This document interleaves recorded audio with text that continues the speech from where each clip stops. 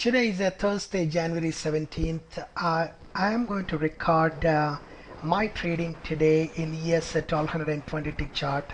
Today is a really fantastic day. Today there was a massive range overnight, and the markets actually rallied from 1460, I think 1460 and half to 1476 in the overnight. So that itself is the first clue that the markets are going to continue its rally during the regular session. One of the things is, of course, I always look for the gap ups or gap downs, and if they're pretty large, those days I will only trade in that direction of it.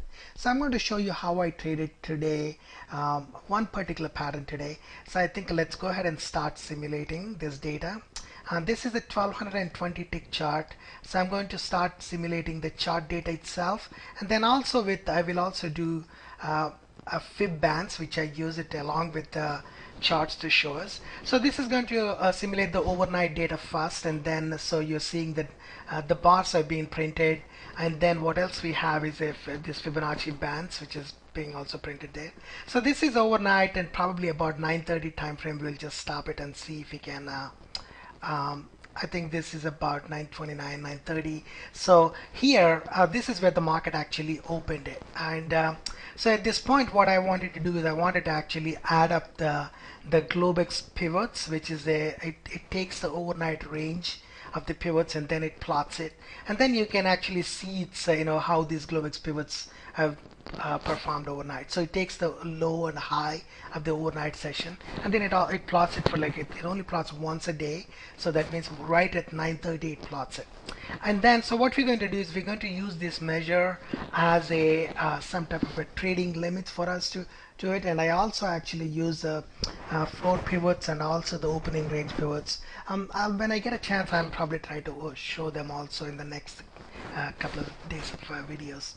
So first, what happened right at the open, so when it ranged this, and then 9:30 in the morning, of course you can't really trade this yet because I was actually expecting the market to come down to the Globex midpoint somewhere about 1468, and I was thinking that maybe that would probably give me a better type of an ABC to trade it.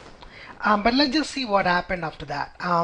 Then I started noticing that the market is actually only came up till the mid fib band, which is about 1470 type of area, and then it started bouncing off. So that tells me that while the market is going to only retrace very shallow, and it may not, that means the shallow retracements usually signal that there's a lot more there in the rally. That's the reason it will probably move much higher.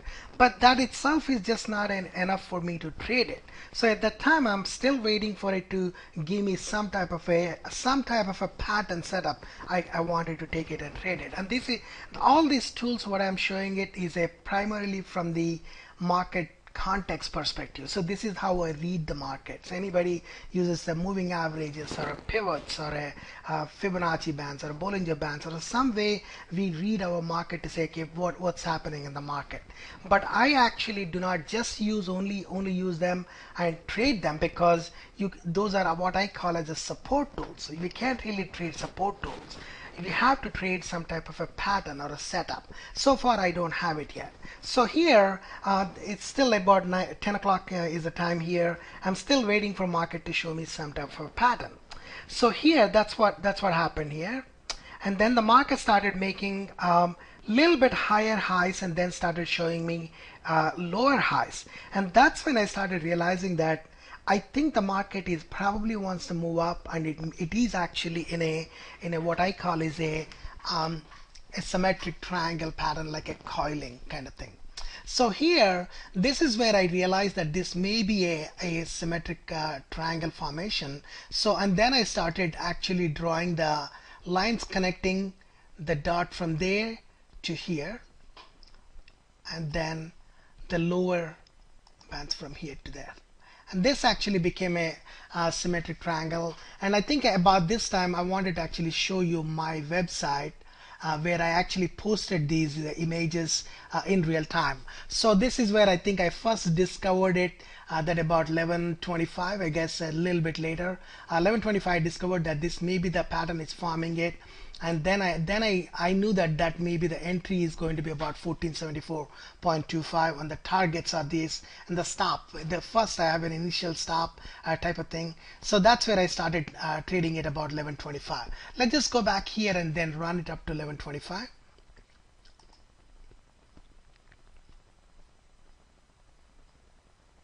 So here, once the price actually, let's just go back a little bit on this chart. And this is about 11:30 time frame. So that's when I actually started noticing that. I noticed the pattern much earlier, but my first entry trigger was about 11:30 time frame, and that's where it actually triggered it. And the price was just 1174.25, and that was my first entry into the into the trade. And then I also had my stop was about 1472, and I also knew that if it's going to trade below the first and the lowest pivot, the recent pivot in the symmetric triangle, then I know that I'm wrong, and I need to close my trade. That was about 1472. So my targets are, of course, they're based on the measured moves. The measured moves are, we take the highest point in the symmetric triangle to the lowest, to the widest point, not the vertical drop from there to there, but it actually we take up to the first pivot in after the highest point, and that range we projected from this level, and that's what actually I posted it on my website. If you look at it, about 11, I guess from 11:25 onward, those are my targets, and that's where my trade entry was. So I was posting saying that, okay, these are the potential levels for the price to trade up. So that's how it actually worked out. But let me actually go and show you in the simulation of how it worked. So now we're going to move forward, and then of course it's printing one bar at a time on this 1220 tick chart. So, and also it crossed the Globex high. That itself is a pretty good indication that the market is going to start rallying up. So here I had like a couple of them. First is I bought 1225. I closed my trade at 1476. Now I closed part of it, and then the next one I closed it at 1478. And about let's see what time I closed my last trade, last batch of it. I closed it just about 220, and this is how my trade actually overall it looked like. So my entry was here, and this is 1474, and 1476 was the first. 1478.25 is here.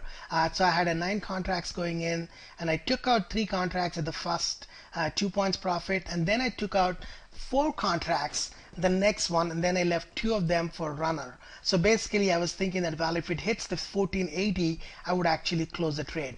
One of the other reason why I was basing this 1480 was I was also looking at this momentum bar. So this is kind of a range bars kind of thing, and in that the ABC pattern evolving it, and I knew that this 1.62 is at 1480.75. So I thought that the market may peak at that point before it starts retracing it. So I wanted to actually close my trade about that point. So here I described all this. So all these posts are actually posted in real time, so you can go ahead and see it. And let's go ahead and finish off this trade, and then we will we'll just play this. I guess that's the end of the day. So that's when it actually completed it. So my trade trigger was made here, and then it actually started moving up, in my favor. So that's the beauty of this technical analysis is, if you know what you're doing it, you can actually capitalize on these moves, on the setups. I was truly thinking that this market would actually drop to this 1468, and I was gearing up for taking an ABC setup and trading it. Well, within 30 minutes I realized that that's not going to happen, and probably my next bet is to actually trade the symmetric triangle. So that's how I traded today.